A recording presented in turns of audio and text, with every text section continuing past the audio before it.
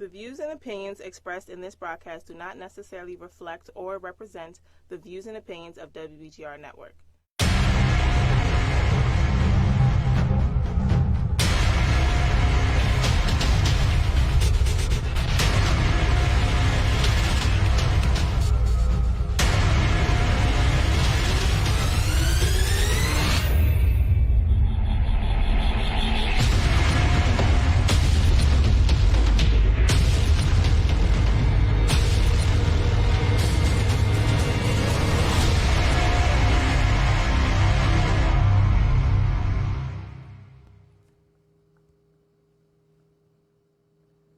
Can you hear me okay? We're good? Is that red? Very good. That means that we're live. Good evening. Welcome to Freedom Fighters of the DMV. My name is Muhammad Bashir. I'm your guest host. The normal host, again, is Sharif Shafi. He is out saving the world, as he always does, and inshallah, he'll be back soon. He's asked me once again to guest host, and this time I didn't want to be so dogmatic with my approach, but inshallah I want to make sure that we stay on the topic that we have been dealing with for the last 3 weeks. So again, first of all, assalamu alaikum rahmatullah to all you Muslims, peace and blessings and good love and good spirits to everybody else. And listen closely, because I brought with me today some of the brothers from the community. I told you I wanted to see what the community had to say about leadership. If you remember, I posed the question maybe 4 weeks ago, are you an American? And I tried to answer that question through your history, the history of so-called black people here in America and so-called white people here in America and so-called native people in America, to determine who gets to define what it is to be an American and how well you can define yourself. And then we moved on to relevance, the relevance of what it is that you do in your existence here in America. If you are an American, there's certain things that you absolutely have to claim. Or do you claim those things, or do you attempt to change those things that other people demand that you claim? We are now on to the issue of leadership as it relates to how is it that we come to be the leaders that we are in our community. And so, with that in mind, I thought maybe we should hear from some of the people who have led in the community and have led in various ways. And so I brought with me some of my really, really good brothers, people who I respect not only for their intelligence, but their commitment to intelligence, commitment to free thinking, commitment to family, and commitment to community. So on the far end, we have esteemed attorney Damani Ingram. He's a Prince George County, your office in?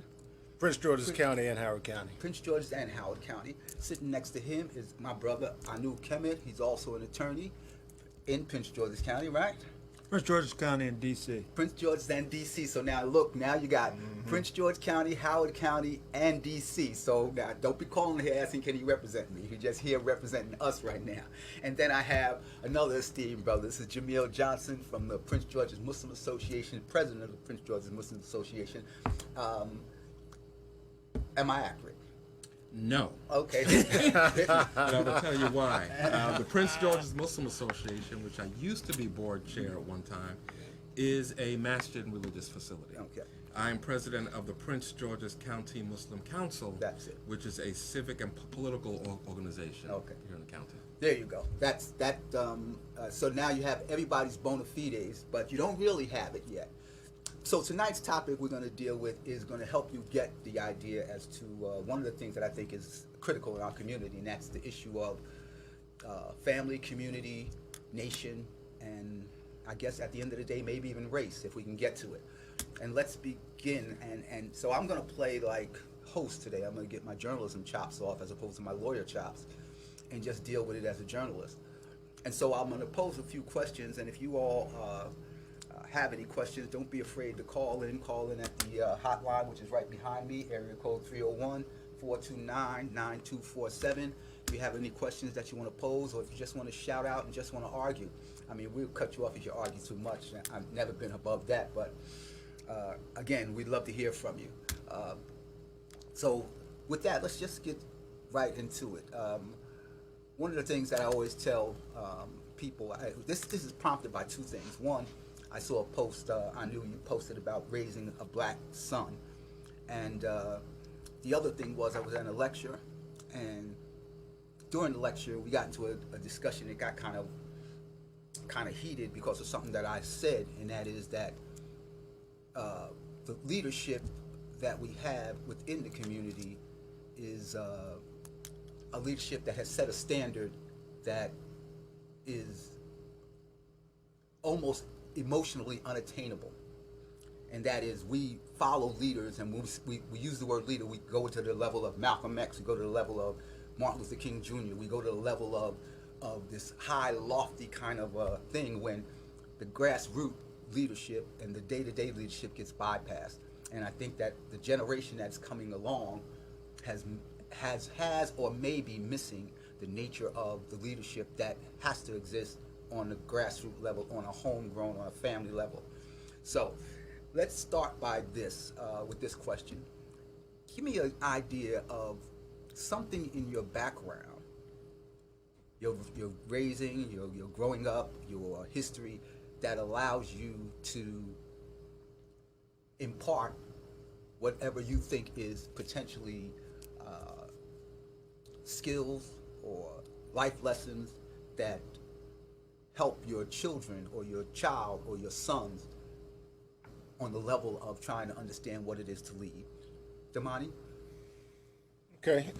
I think uniquely, one of the things that I kind of imparted on my kids was that since I was, my name, first of all, my name is Damani. So I was born and given an African name as a child. So my parents decided early on to make me an example, and also to make sure that I knew that I was going to be different from everybody else that I was around. Okay? So given that name and being raised, and I was raised in Howard County, so I was, one of the few black kids around. So everyone else was Steve and Joe and Bob and everything, and Aaron, but I had this name that was different.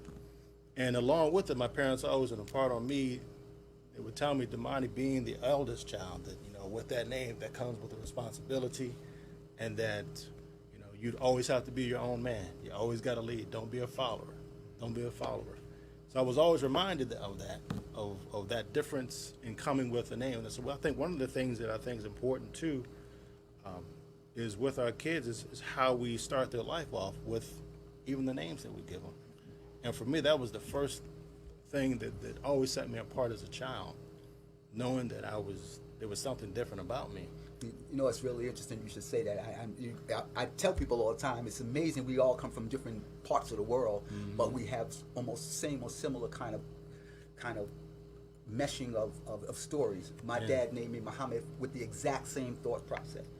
He used to tell me, I'm gonna give you what you're gonna find out is the most popular name in the world, but you're talking about being named Muhammad in the 50s, in the 60s. That's right. And being called Muhammad in public school, as opposed to being able to hide off somewhere. So in you were Muhammad school. before Muhammad Ali was known to be Muhammad Ali. That's right. And so he was like, it's going to be tough. People are they're going to try to pronounce it wrong on purpose, etc. But you got to stand in your truth. You got to stand for what you are. So here you are, reminding me of a lesson that my dad imparted to me, which kind of like gave me some, like when you're a kid, you go to school like, I'm ready, like that. And then that's the way it was. Yeah. I was ready. Because it was like, as soon as they got to that name on the roll and they started stuttering, I was like, okay, that's me, That's right. And I had to explain stuff. So that was one of the things, one of the lessons. Well, first of all, let me interrupt. Where you from? Where am I from? You from Howard County? Where? I was born in Michigan. Okay. So I was born in Ann Arbor, University of Michigan Hospital. Parents from Detroit. Okay. So raised, they were raised in Detroit, married in Detroit. I was born there, and then we moved down to Virginia. And I was been raised in Maryland. So very good. The entire time. I knew. Yeah, I guess for me, I come from the servant leader model, which means, first of all, we have to understand that we are a family, and that you have responsibilities to your family, and that your family has rights over you, and that you're a leader in as so much as you're fulfilling your responsibilities to the people that are part of your family unit, and as an extension, your community or your block or your school on up the chain. But we first must understand that leadership is necessary to fulfill the people's needs, not to fulfill the leader's needs. So what I try to, particularly impart to my my oldest son in the house is that you're practicing now for when I won't be here. And so how you treat your siblings and how you fulfill your responsibilities to them is going to be how the trajectory of our family goes, okay, when I'm no longer around. So for me, I try to put a lot of emphasis on servant leader and succession. Like, okay, the next man up, okay? It's not just about dad. It's not just about you, because I'll tell them, I actually have 4 sons. I mean, I can replace you. Like, if you're not doing the job, we get a peach and be somebody else will be out there, right? I'm not. It ain't riding on you, homie. So that's one of the things that was, basically instilled in me too. That you're here to serve the people's needs, not that the people are here to serve your needs. So that's the school that I come from. Is that like a dad life lesson, something that you inherited from your dad, that servant I had a succession? bit of a circuitous route to many of my understandings. And so in a former life, I was a Christian minister. So, and I'm a Morehouse grad. And if those people who know Morehouse, that one of Morehouse's traditions is we have a lot of great preachers, like Martin Luther King. Okay. And so as a consequence, part of my education matriculation was, we're supposed to be a Morehouse man, which means that you are some form of leader in some sphere of influence. But what are your responsibilities there? Right. Okay. And, I was raised, hodgepodge, a bit of a fatherhood by committee. So in that different milieu, I had to find a definition of manhood. I had to look at this and like, nah, I'm not trying to do that. I'm not trying to do that. I'm not trying to do that. This seems to resonate with me and works for me, and it seems like it's a good model. Okay. I'm not gonna hold it against you at you with the Morehouse. I mean, they could be number 2 behind Howard, but I'll allow them. I'll allow them to. Jamil, talk. It's all good. Well, I tell you, the first thing that comes to my mind, I remember, I grew up in the Bronx. I was also raised Christian, went to the Baptist church. But one thing I always remember is that from the time I was very young, when we had dinner regularly, I mean, every evening, pretty much, except for Saturday, we would sit at the dinner table and have dinner together as a family. And my mother was always the one that would say, that chair, that's your father's chair at the head of the table. And that's where my dad would sit. And she would make it very clear that, and she would say this more than my father would say this, that the man is the head of the household. Right. My dad would make it very clear that as far as providing for the family, even though my mother and father always worked, except for the times when my mother was pregnant or just had a child or something like that, she might not have worked. My dad, even before I was born, I would hear stories about him working 16 hours a day, doing a shift here, a shift there, and so on and so forth. Because my mother was home with my older sisters. I'm the youngest. And the interesting thing was at the dinner table, too, like I said, my dad sat at the head, and my chair was always the one next to him on the left. Because it was like, this is your dad, you need to be near him, he's the head, you need to learn how to do this. And my dad was always the thing, you sacrifice whatever it takes to take care of your family. Sometimes a mother would get on my father for not getting himself stuff. But his thing was, I don't really need stuff. As long as the family's taken care of, I've done, what I need to do. Now, I'm not telling my dad didn't have his vices, but there were certain things that was always about a man taking care of his family. You have a family, you provide and you take care of the family. So that's something I've always stuck with. And the interesting, what I used to do, I've got 2 boys and then my youngest is a girl, is on one of my previous jobs, I used to travel a lot. I used to travel overseas usually a few times a year for typically over a week, and then sometimes here and there overnight. So my thing was, even when they were very small, I would tell my oldest boy, okay, Kaif, I'm not here. You're the man of the house while I'm not here. My other son, you're his assistant. So this is your job. When mommy picks you up from school and so on and so forth, You make sure when everybody comes in, the door is locked. You check the doors, and you'll take care of your sister. So the point was giving them a feeling of leadership and responsibility early on, understanding, and particularly understanding that as a man, that means something. I hear similar themes. You know, it's funny because again, you guys are, man, Allah bless my dad. He passed away about a year ago in Egypt. He's 80 years old. But I'm hearing so many of the same themes. Now, I'm from Jersey. You from the Bronx. You from Michigan, Howard County. Hanu?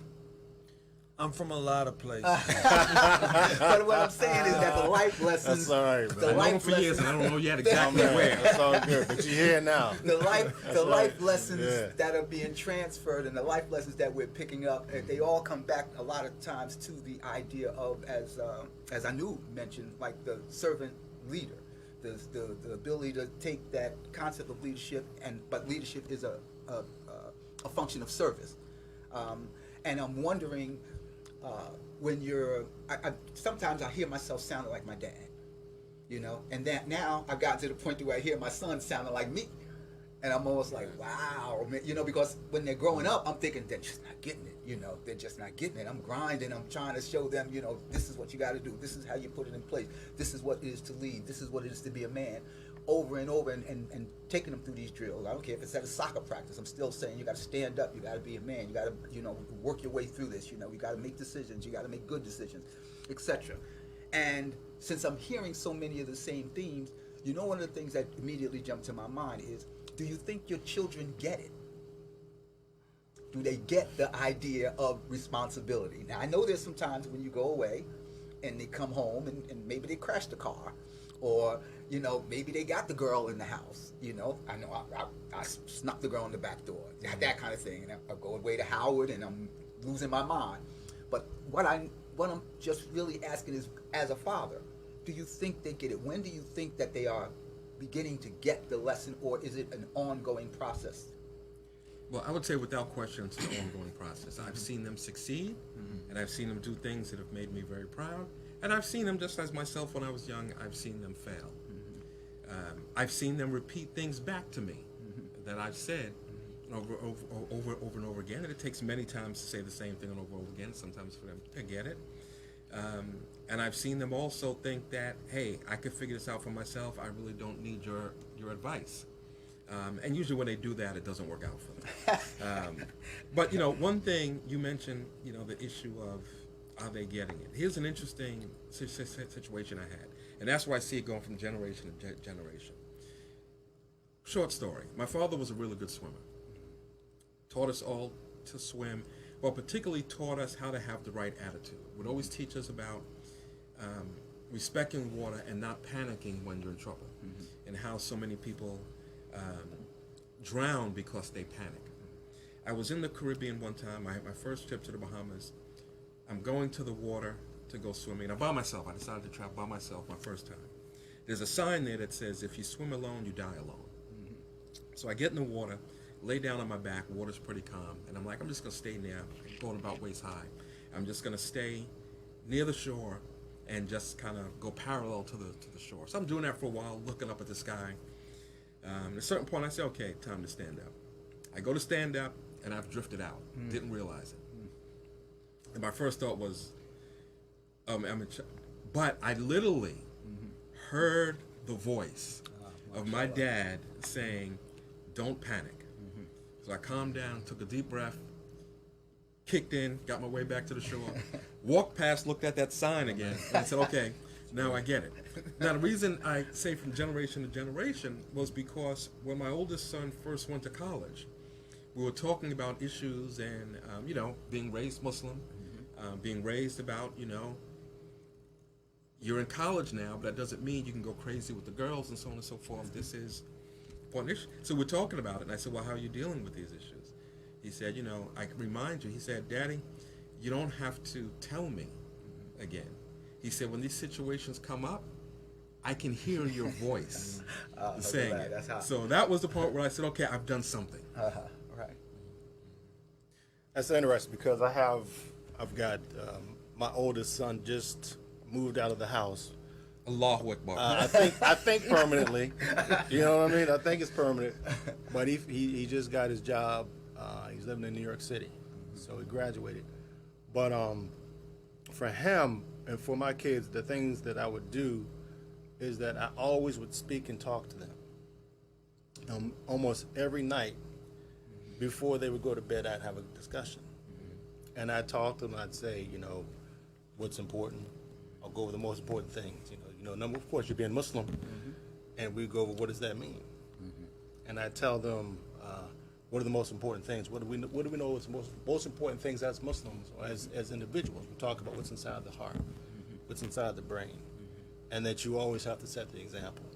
And my son took that to heart because he was the first one. I reverted. I think all of us, we all reverted to Islam. So he's the first one to have to set that stage for not only his sister, but then he has a slew of cousins that came after him too. And he kind of had that as a wasn't a burden, but he saw it as a responsibility. And what I would think, when you're raising your kids, you're trying to figure out, what do I beat it down the head? You need to do this, don't do that. Or do I just set an example? Is there a mixture of the two? And I kind of remember the scene from the Malcolm X movie, right? So when he presents, he's talking about, Elijah Muhammad's talking to Malcolm X, talk about Islam, the black community, right? You know what I'm saying? Right. So he has 2 cups of water, right? One is clear, one is cloudy. So, if you present it the right way, you're going to choose the clear cup over the cloudy one. Right. And that's how that's what I would do for my kids. I'd say, this is the better way. This is another way. And you're going to have to make that decision. You'll see which one's going to work best for you. So, alhamdulillah, so far, it's worked out. And he's on his own now, and I'm asking him, checking on him, you're doing this, ABC. Yeah, I got it, I'm doing it. So we'll see. But I think that's one of the things you do. Yeah, I guess my perspective might be a little bit different. First of all, I look at it as my role is to do my job, okay? And it's to do the call. It's to do the teaching. It's to be the best example. It's to give them put them in situations and circumstances that they can be successful. I have 4 sons, 11 to 28. And one of the things about having, and I have daughters, but we're talking about sons, okay? And one of the things that I look at is that they have their own destiny, okay? Whether it's greatness, strength, failure, success, or weakness. I can't interpose myself in their destiny, okay? I'm here to do my role, okay? So that's part of my perspective.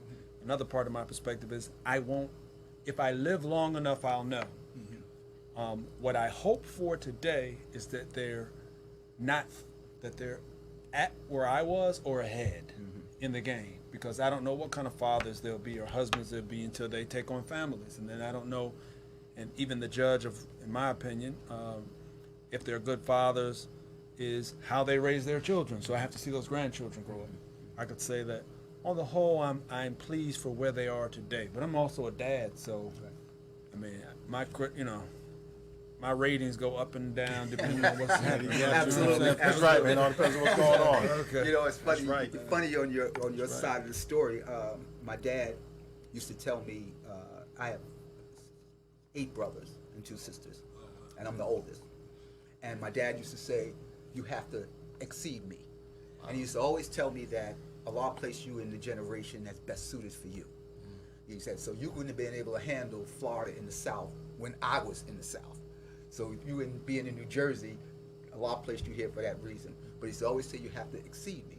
So I remember he had gone to Morehouse, unfortunate man, so when he asked me where I wanted to go, actually, I really wound up at Howard running away from home. I was like, I got to get away from this. This is crazy, this whole lifestyle. I mean, it was disco time and partying. You're the 70s, right? And it was 70s. crashing. It was killing my Islam. I mean, it was killing the way I felt about myself or what I thought I should be. I mean, I'm Studio 54 cat. I was hustling and spinning and that. And I was like, I got to get away from here. I wound up at Howard of all places. But when I graduated, he came and he took my degree, my Bachelor of Arts, and he said, you've exceeded me. but this belongs to me. You know what I mean? And so as I'm raising my sons, I'm saying you have to exceed me. And I remember saying that one time in mixed company, and people were like, that's too much pressure on the kid. And I was saying to myself, no, it made me want to do something for my dad. It made me want to not just do something that was selfish, something about me. It made me want to do something for my dad. He was my example. I'm trying to set a standard for them so that they raise the standard. Alhamdulillah, they both picked it up, you know. One graduated from University of Maryland. The other one is Hafiz of Quran. I mean, I'm saying like, oh, gosh, I'm trying to find a way to catch up with him now, you know, that kind of thing. But all of you mentioned something that I thought was empowering, and that is being the example. And so let me just move it just a little bit more political. We come from a community that doesn't have a lot of quote unquote examples for young so-called black African American males. Are we as a community, do you see us lacking that, and do you see that as impacting on what the next generation of leaders are going to have to deal with? How do you see that? Let me give it this point of view. One, I think that, first of all, as African Americans, I think we have had too much the issue of the kind of Jesus concept as leader, the charismatic leader, the big time leader. I don't know how many times I've heard people say, the problem is we ain't got no leaders in the community. And they're talking about, like you started off the show with, they're talking about the Malcolms, the Martins, the Garveys, the big national charismatic leaders. But then I say to people, like people say, well, who are the black leaders? I say, well, I want you to think something. Who are the white leaders? Right? You don't have a big, well, you got this nut now, but you don't have, in general, a bunch of charismatic leaders. What you have is people who are able to come together, develop organizations, and lead them with a mission through objectives into goals that benefit the community. I think it's much more on that local side and that organizational side where we're lacking leadership and lacking many times commitment and self-leadership. Because the issue of self-leadership is, you join a group, you may not have a title, whatever the case may be, but if you join for a particular reason, are you able to carry out a task yourself, whether it be independently or as part of a team from beginning to end to help that organization meet its objectives and ultimately accomplish its goals? And a lot of that is what is lacking, where we don't do multiple things. We may have a good job, we may have a family, but then you say we have this other thing that we're supposed to be doing as a volunteer many times that helps the community, but as soon as something comes up on one of those other side, I got to put this aside. I got to put this aside. I got to put this aside. Because if you think here, and I look at it from a Prince George's County point of view, there are a lot of good black men in this community who are doing well. But how much of that is translating into a larger group effort that's benefiting the county as a whole, whether it be the black community or the Muslim community? That's the part where we're lacking, where we're building institutions, working together to build institutions that can benefit the next generation. That's where I see us lacking in leadership. It's an interesting perspective. My kids, we have that discussion sometimes about Leadership and what generations are doing, what the youth are doing in their times of considered struggle.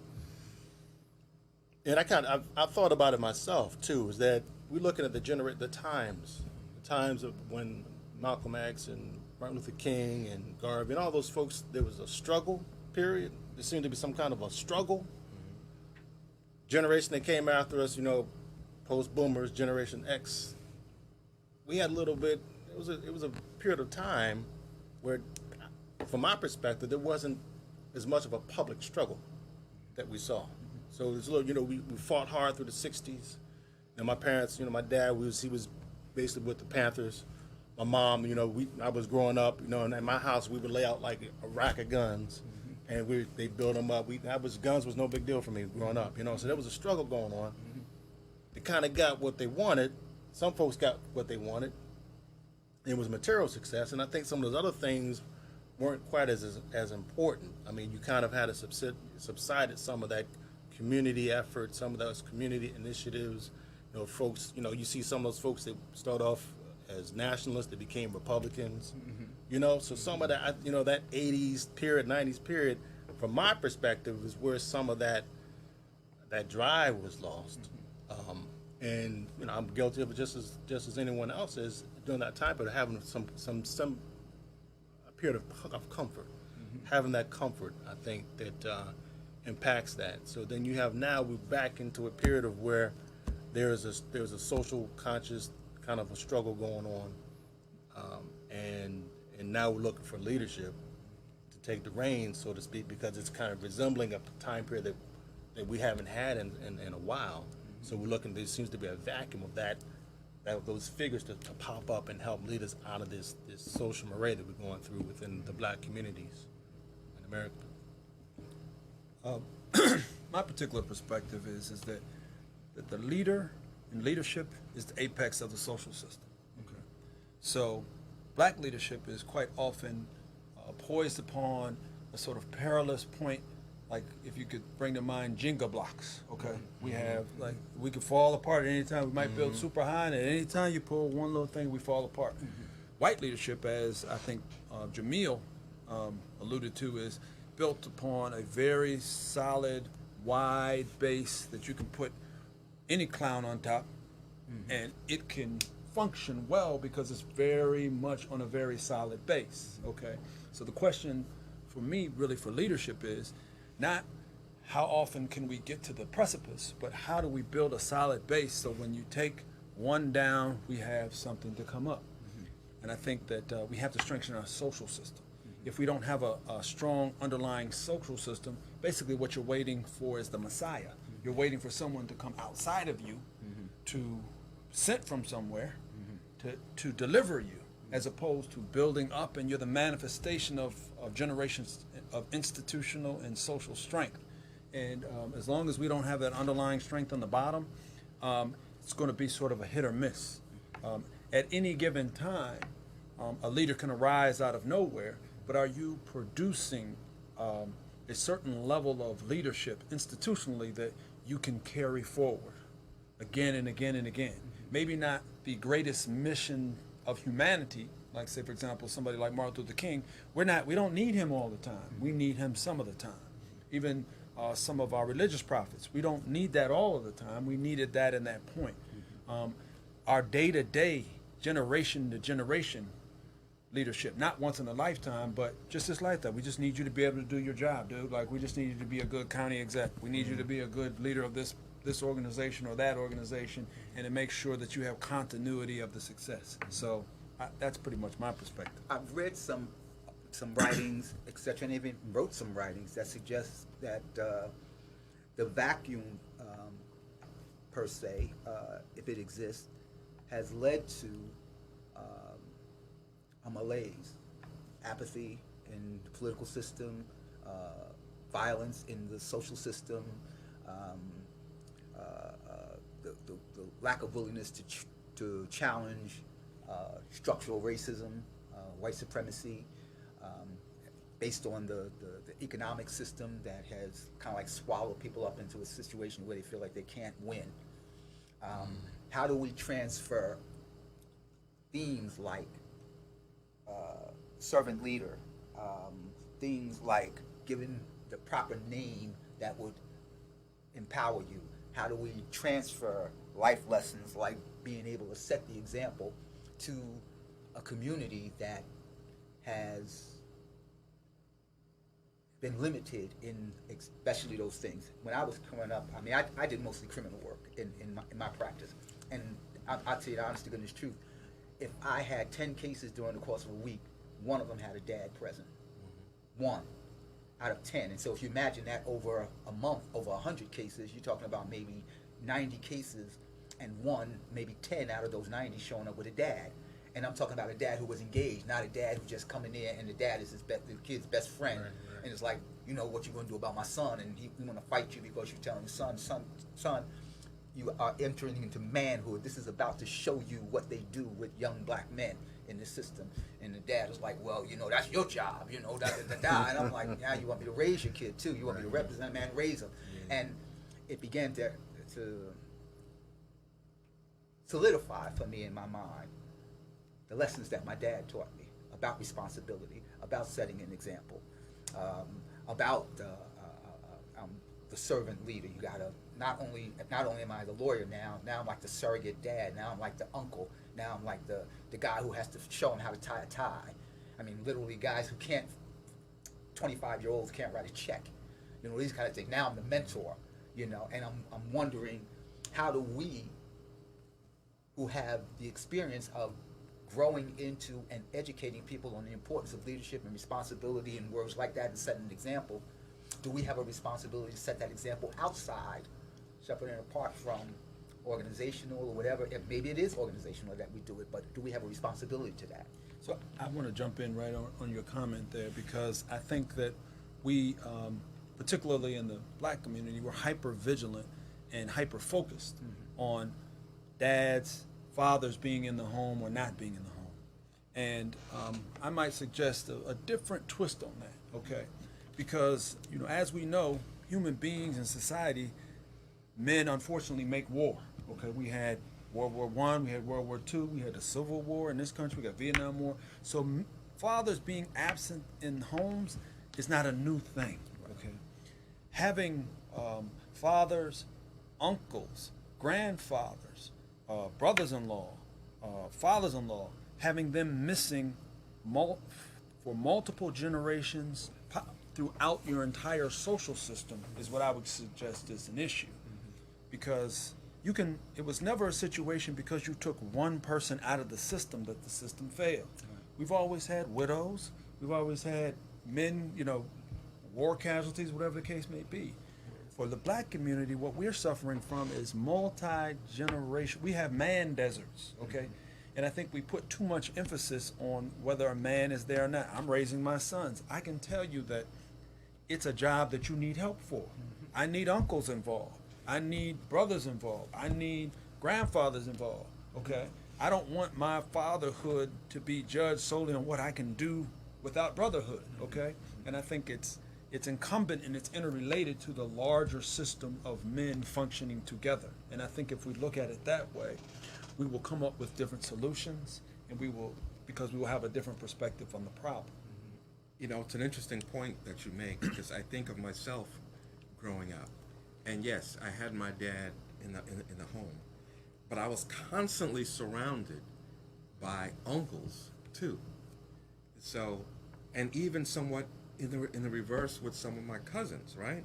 So I had a cousin who, even though his dad was around nearby, he and my aunt, my mother's sister, had divorced even before I was born. I don't remember them ever being married. Matter of fact, I think he just died in the past year. But we lived nearby. So my cousin would come and be around my dad, and he'd be around my mother's brothers. So I remember having an uncle on my father's side whose thing was always, like I said, I'm the youngest of four. The three older siblings of mine are all female. And my uncle James, who I was named after at the time, would always come like, and boy, don't you put your hands on them girls. Now here's the interesting thing. I'm the youngest, I'm the littlest one. I'm in more danger than any one of them. But this was his thing. Constantly, boy, don't put your hands on them girls, or I'm here about hitting a woman, hitting your sister, something like that. That was the thing. Not that my father wasn't, didn't emphasize that too, but that was his thing. You know, don't put your hands on women. That was kind of things he brought. I had another uncle, my father's oldest brother, who was always giving these life lessons, sometimes really long. Sometimes my kids say, you know, Dad, oh God, here comes a little lecture, right? But at the same time, he always allowed me to come by his house, stay for weeks, and so on and so forth. So it wasn't just the perspective of my father. Right. It was a perspective. I had an uncle who was a businessman. I used to call him George Jefferson 'cause he owned multiple cleaners. And he was a hustler, too. So he would come talk to me, and he would talk about business back. I said, well, Uncle, why don't you do this, make a store? And he would explain to me things like why marketing of this helps, doesn't help, and so on and so forth. So that's what he brought to the table. Where my father was, a blue-collar laborer, my uncle was an entrepreneur. And so you had these different men who were bringing different things to the table with me, along with my dad, from a male's perspective. But I think one of the things they're able to do that because the siblings didn't live far from each other. I think one of the things that is coming into play here is that a lot of our families have since, maybe sometimes because of opportunity and other things, we've gone in a lot of separate areas. So for a long time living here in Maryland, me and my wife, I didn't have any siblings or relatives living nearby. So it was just my family. And to be honest with you, I wasn't able to initially depend upon the Muslim community to take out that gap. And so that's one thing, even though the believers are supposed to be brothers and sisters one to another, we're still short on that. Yeah. You know, it's interesting. We were kids. You guys are making me flash back 100 years. We were kids. I used to call my aunt Dot, Mommy Dot. And her kids used to call my mother Mommy Tit. And it was maybe about four years ago at a family reunion, my cousin Walter, who's like 4 years older than me, says to me, I didn't even know until I was a teenager that wasn't my mother. Your mother wasn't my mother. And I said to him, I didn't know your mother wasn't my mother. And because we all grew up in the same neighborhood and we all had the same or shared experience and we all kind of like carried each other. So, but I say that in light of some of the comments, I really wanted to know, are we losing the battle of the media? Are we losing to the... Is it becoming more of a stereotype, or are we just losing the battle of the media? And that is, when I say the battle of the media, that the example that's being shown to young black males through media, through social media, through television, movies, etc., are we losing that battle as it relates to how do we produce young men into the level of responsibility and being an example, or at least a positive example? Are we losing that battle? Well, I think that I think it's affecting more than just our own youth, African American youth. With the media, my perspective is that the effect of how the media is portraying our black male youth and men not only affects our relationships with each other, but it's how other folks relate to us too, to a degree. So, without a doubt, I think the media has an effect. Always has an effect, but are we losing that battle? Is Jay-Z more of an example in the majority of black homes than dad or uncle or mentor or basketball coach? Is Empire more of a discussion in the household than, I don't know, than I would say the death of Toni Morrison or the salad that you have to make, or the responsibility that we had to give to each one of our kids? Are we losing that battle? That's what I mean. I would certainly say asking the question if we as black people are losing the battle of the media is like the generals asking, are they losing to the Harlem Globetrotters, right? Back in the day. It's not, are we losing? You lose. You've been getting your butt whipped just about every day. And it's not even close. And this goes all the way back to, Birth of a Nation. I remember doing a program, me and my wife were part of a youth organization, and doing a program for young people in the shelter about how blacks have been betrayed in the media for years as a prelude to any damage they wanted to do to us. And unfortunately, popular culture, whether it is focusing on African Americans or focusing on others, still does not show us in a good light, even when it's showing us in a position of authority. Because if you take a look at Empire, and people say, oh, well, you have these shows, the dramas, you had Dallas, and you had, whatever, the white shows are. But sometimes it's okay because they have multiple images to show. And the we base, only the have base so that many both you images. and Anu were talking about earlier, they have a base of where they can always go to, and that base keeps them on code, or for lack of a better way to put it, they have that base, and we're like, one thing comes out and we come crashing down. But at the same time, they, as a white family or a white person they don't have the burden of carrying their culture or their race behind them, so they can be looked as, as an individual. You know what I mean? So they don't have that alleged burden that someone that's black would have when we present ourselves to the public. So we don't have that diverse way of choices. So you look at Empire, he's running the shop, but what's the example? What's the example that we're looking at? Oh, and just to interrupt, when you say Birth of a Nation, for those young folks who think that you're talking I'm about, talking about the original Birth of a Nation. 1915 that racist movie that was made from the play The Klansman that was turned into a movie, Birth of a Nation, shown by Woodrow Wilson in the White House. Was it Woodrow? I think it was Woodrow Wilson. Shown in the White House, as a way of creating a white man's savior complex in the birth of the Ku Klux Klan. So we're not talking about the movie that was out 3 or 4 years ago. But yeah. And the reason why the battle is important, I think, is because that's where I was going with that. Exactly, the imagery. The imagery in this culture has been used always negatively against the black community. The Birth of a Nation being like the most prominent example, beginning in 1905 and in 1915 with the movie. But the black community, the black media is still, is now burgeoning. And the question then becomes, when we begin to deal with the things that actually turn boys to men, that keep you grounded, that help us establish the next generation of leaders, it seems to me, I'm probably playing devil's advocate here, that those are the things that are being attacked. Male responsibility, male being a positive role model, male being an example, you transferring lessons from one generation to the next so that they can stay on course, that they can exceed you in the next generation. Does anybody see the world like that? I'm going to say this. As black people, we always have to juggle multiple concepts. We've always had to multitask. We had to pick cotton and live our lives. We could never just single task. And you have to look at it like this. One example, I have, you might not be able to see at home or here. I have bifocals. I got to be able to see close up and far away. You know what I'm saying? I can't just have one lens. And the lens I look at is that we have something out here now, climate change, okay? And I would say that climate change is a response and it's a partner with white supremacy.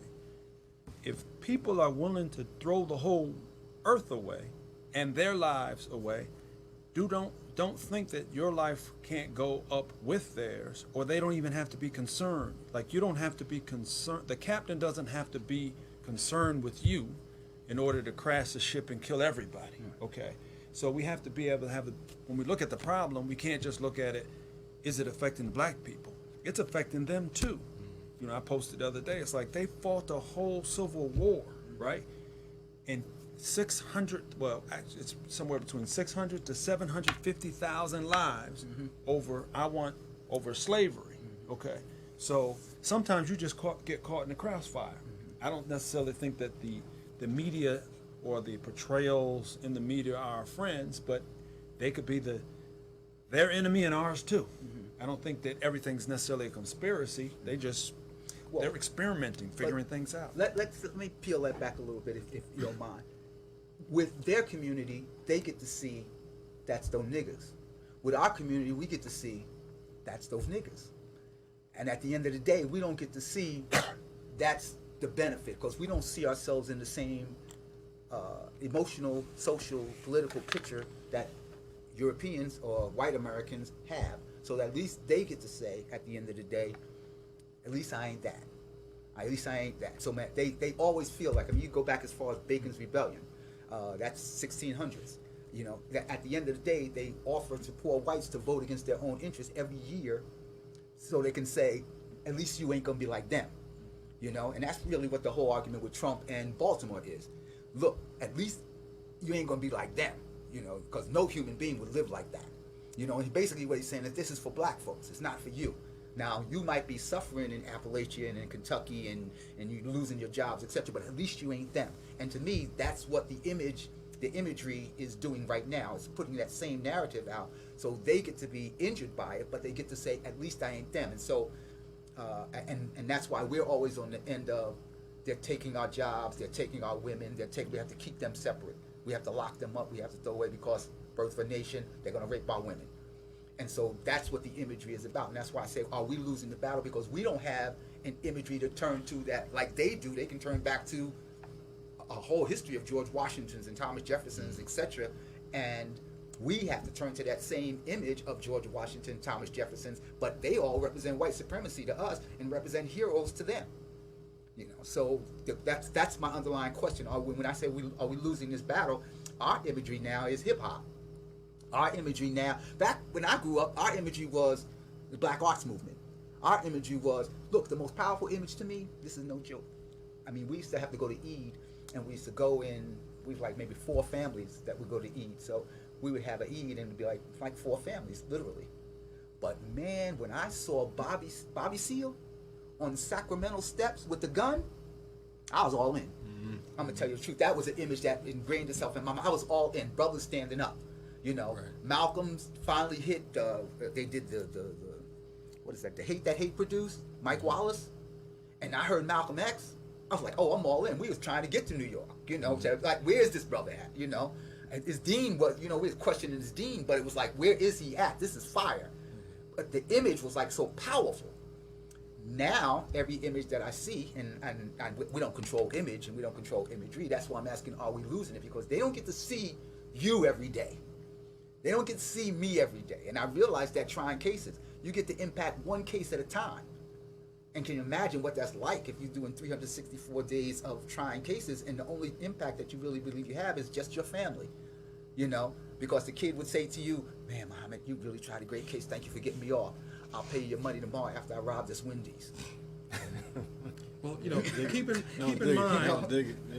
keep in mind that the media, I don't think it's sometimes just getting caught in the crossfire. Sometimes it can be, but the media in itself, my feel, is the media is a point about communicating a message, an idea, a belief, getting people to believe something. And I believe it's very deliberate. From the time a publisher purchases or creates a form of media, they already have in mind, based on how they have developed, what they believe in, so on and so forth, a message that they want to put across. Mm-hmm. And it's extremely deliberate. If you go back, you just happen to mention Jefferson. We talk about the freedom of the press, the First Amendment and the freedom of the press. But during the lead up to the Revolutionary War, just like anything else in a society, not everybody's in agreement, right? The history books may make it seem like all these people, these colonists, wanted their freedom and so on and so forth. But just like anything you see in Congress today or any place else, there are people on multiple sides. Mm-hmm. So there were those who wanted to be independent from England, and there were those who felt, now of course they're called traitors, mm-hmm. those who felt, no, we should stay underneath the leadership of England. Now, if you were a newspaper who was on the side of we should stay with England, people like Jefferson and his guys, they busted up your place. Mm-hmm. So you couldn't print anymore, right? Because they didn't want that idea getting out into the people. They wanted the idea in the people's heads of independence. Mm-hmm. So when you see the media now, and because we have very little control of the media, and unfortunately a lot of the media that we are able to be part of, we're still putting out the same kinds of messages, like you were saying, hip-hop and so on and so forth, some of which can be positive, but a lot of it is still, you know, partying, the women and this and that and so on and so forth. That's a message that gets out. And that's what a lot of our younger people, and ourselves many times growing up, look for to say, oh man, these people are doing something, they big and this and that and so on and so forth. So many times that's what we want to be, right? But where are the images, and this has been a problem in the black community, period. Where do you put out the images of the brothers and the sisters who are really doing something? That people say, I want to be like that. I want to be like that engineer who just discovered this, or so on and so forth. Right. Well, when you think about the negative imagery that we have, we talk about the hip hop community and what we're seeing out in front of us. We look at the corporations that own these institutions too. I mean, what is their purpose behind what they're putting out there? So we think, you know, the hip hop scene, you know, right now is, I think I'm really removed from it a lot. But, you know, growing up in the 90s and 80s, there was a little more diversity in what you were offering, because there was some more independence out there. You had different varieties. But these medias, of course, you see the conglomerates are solidifying, becoming one and two different corporations, pushing out the same message. So they're controlling that. they're controlling BET. Another example. How BET had a purpose in the beginning, and then as it became bigger and got sold out, you got, some of the diversity that you had and offerings were not there anymore. Can I ask you a quick question? Have you noticed, you talked about the images, you talk about, they're going to take you. Have you noticed the number of commercials that come on now that have white men teamed up with black women? Yeah. But you don't see it in the reverse. It's not on a cross diversity kind of thing where they're mixing everybody up. Right. It's white men and black women. Right. And like I said, as someone who believes it's always deliberate, I think they're trying to tell us something. We got all the other stuff. By the way, we're taking your women next. So that's next, right? Well, we all are Muslims at this table right now, so we got about maybe 3 minutes left. And so probably that brings me to your president, number 45, Donald J. Trump, who is a image giant right now. Say what you want about him, he understands how to maximize his image. And so I always say, if you just shut him down, you just don't cover him for one day, he'll blow his whole brains out. If you don't, no matter what he tweets, nobody reports on it, he'll go crazy. He's that narcissistic. But as Muslims, we follow the example of Rasulullah, and he was a leader. And so therefore we have kind of like an example of leadership, and we have an example that we can and should lead. Do we have what it takes as a community of Muslims to lead in this particular time? And are we a necessary ingredient in order for this particular culture to move forward? Are we absolutely necessary that we take the lead here in order for us to move forward? In order for this culture here in America to move forward, I'm asking, are the Muslims with the doctrine and the kind of examples that you all are talking about, the kind of code words, responsibility, etc., which is part and parcel of your doctrine and of your deen and of your way of life, are we mandated that we take the lead on what it is to show responsibility, example, etc.? To make it really, my quick answer is that which Allah said. If the Muslims do not come together and unite under one leadership, there shall be fitna throughout the land. So if you look at not only here in our communities, but across the planet, because of our lack of coming together based on knowledge of the deen and implementing it, is why you see a lot of these troubles that are coming around. We have the solution, but we're not utilizing it. I know. Hit me. My perspective is that we're living in Rome, we're living in Babylon, and it might fall. Okay? And Allah knows best. Okay? Our job is not to know the future. Our job is to do our job and leave it in Allah's hands, in my opinion. Love it. Damani. I think that my perspective is that we have a unique opportunity as Muslims, and seeing what the current climate is in America, and that we do possess the answer and we possess the key, but we have to start it within our own community first, and that's where we have a lot of the struggle. It's really implementing the example of the Prophet, peace and blessing upon him, in our communities and within our own households. We can start there. We start with our neighborhoods. We provide that example. I think folks can hopefully see that what we're offering is better than what they're actually getting out there. I think that's kind of like my question too, and it's the one thing that one of the reasons why I wanted to have you brothers on, because again, I always respect what it is that you all do. I see your families. I love seeing you with your families, and I love the respect that they show me. That probably I didn't show when I was 16, 18, 19. I had to learn to respect, and to me, that's as positive as it gets. The underlying premise of all of this is that, to me, is that, you correct me if I'm wrong, anybody, in the absence of us, this culture is in trouble. In the absence of us, that is, people who believe in teaching responsibility, people who believe in making sure that the kids learn life lessons and being there and saying this and making sure that the neighbor or the kids they coach or their friends or whatever learn life lessons and see positive or good examples of how this is supposed to be done, even sometimes when we get it wrong. And frankly, I got it more wrong than I got it right, but my kids always say, well, Dad, at least you were there. And to me, that's the leadership that I think is missing, but I think it's a leadership that we can grasp, a leadership model we can grasp and put out into the world, whether it be social media or whatever, that this may be what it takes, and we have it within us to be able to make that change or to put that example out, regardless of what other images are out there. I remember what it was like in the 60s when all of a sudden Muslim images, I just remember the images of Muslims. I remember the first Eids. I remember Haji Sham, who lived across the street from me, getting the brothers together to go bury Malcolm X. How powerful that was in our community.